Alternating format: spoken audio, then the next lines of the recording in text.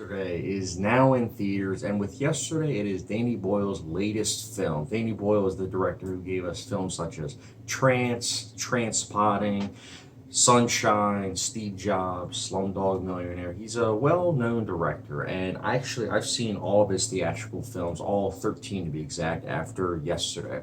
Yesterday follows the story of a young man played by Hamish Patel who gets into an accident, and when he wakes up, he realizes that the world doesn't know the Beatles. It's as if the Beatles never existed. So he starts using their songs to start gaining fame because at first he was a struggling musician, and now that the world doesn't know the Beatles, he's using their music to gain fame. This is a film that I was very excited for based on the premise alone and the fact that Danny Boyle directed it. Richard Curtis also wrote the film, and he wrote the films for such as Love Actually, which I thought was okay, and About Time, which I really liked. So the writing style, I was like, it's going to be hit or miss for me. So I wasn't sure about that. But I was very excited because it was a Danny Boyle film. The premise interested me. It reminded me a lot of like how The Purge kind of had it, like a really kind of high concept, but it struck me. It really did kind of interest me. And Yesterday was okay. It was diverting. I definitely think it's one of the worst of Danny Boyle's films. It's not a bad film by any means. It's just a film that is very problematic. I'll get into that in a little bit, but the first thing I wanted to say is that I think that Hamish Patel is a star to be reckoned with. I think he was really, really good in the film. He was very charismatic. You cared for him, and his voice sounded really good. I don't know if they used dubbing or if it was an actual voice. If so, job well done, sir. Job well done. He was good.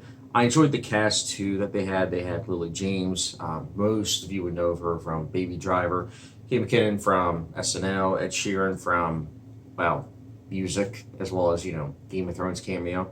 So I like the supporting cast. I also liked the visual flourishes that Danny Boyle had on screen. There was a lot of Dutch angles, which I've kind of noticed that's kind of like his niche. He did it with Slumdog Millionaire, he did it with Trance, and now he did it with this. I liked the visual flourishes. I think it was a good Dutch angle style, as well as you had all of these wide angle shots and close up shots. There's a lot of mix ups, and I like that. I like when a director knows that you can't always have the same shot. You got to mix it up sometimes. Also, really liked the score and the soundtrack. I think those really brought some oomph to the film as a whole.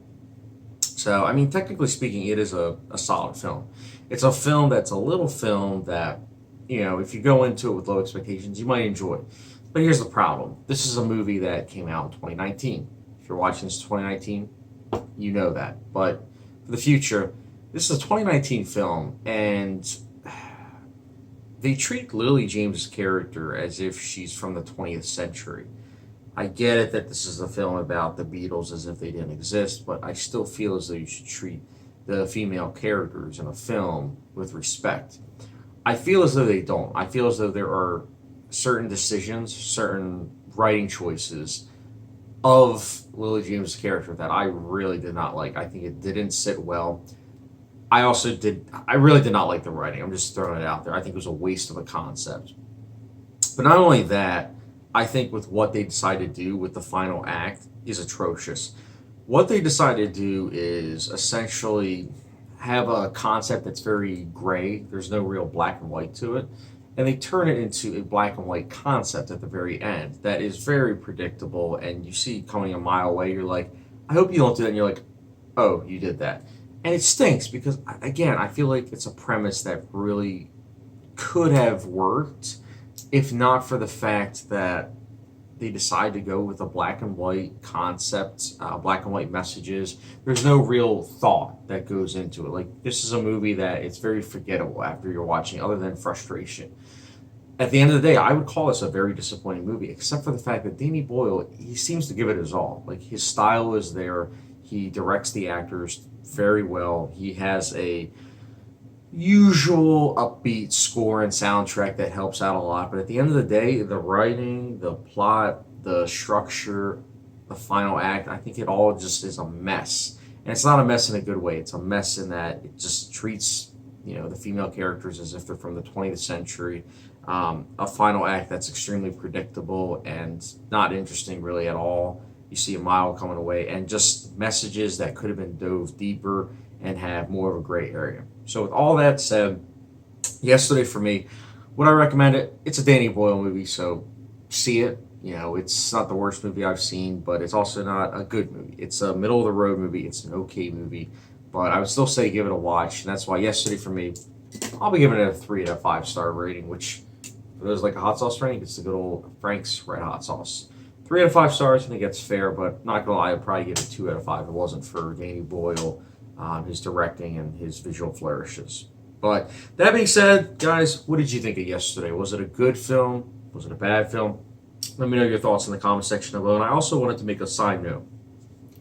I am going to be ranking all of Danny Boyle's films, all 13 of them, because I finally have seen all of them. So I figured, why not do it as a part of my director's, worst to best list. So stay tuned for that, guys. I'm looking forward to putting that together. And as always, thank you very much for watching. Don't forget the subscription, notification bell, and I'll catch you guys later.